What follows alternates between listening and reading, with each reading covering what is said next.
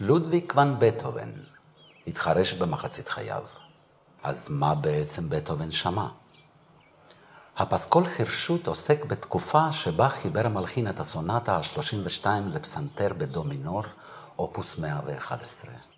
אתה יודע אותה טוב? אתה התאמנת? אתה יודע, זאת יצירה שאני ממש שולט בה. אני חושב שאני אסתדר. אבל תעשה לי טובה, תנגן אמיתי. עם רגש.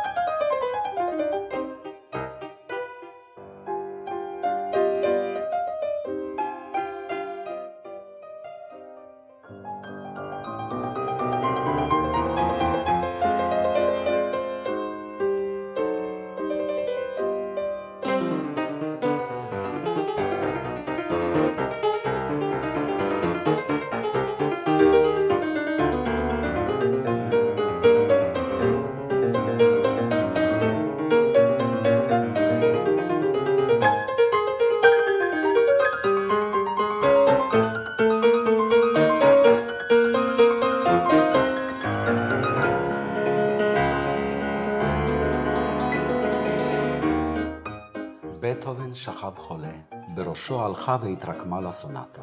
במפתיע נכנסה העוזרת, קראו לה פראו זלי. היא התחילה לסדר את הדירה, ובכך הרגיזה עד מאוד את המאסטרו. הסונטה, הבהירה והיציבה, התחילה להתפרק למשפטים נפרדים שנתקלו זה בזה, והתחברו למנגינה אחרת לגמרי. המנגינה החדשה הלכה והתרקמה ברוב חוצפתה ונגד רצונו של המלחין. פראו זלי!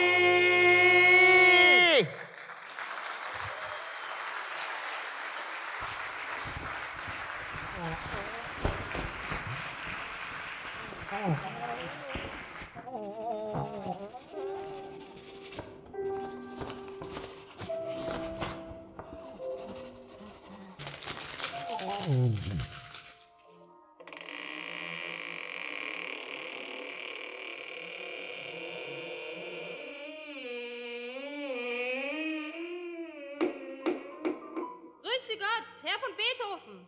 Wertester Herr Beethoven. Halten Sie Bettruhe. Zugleich muss ich Sie bitten, Ihre Bettruhe zu halten. Sie müssen schlafen. Sie sind nicht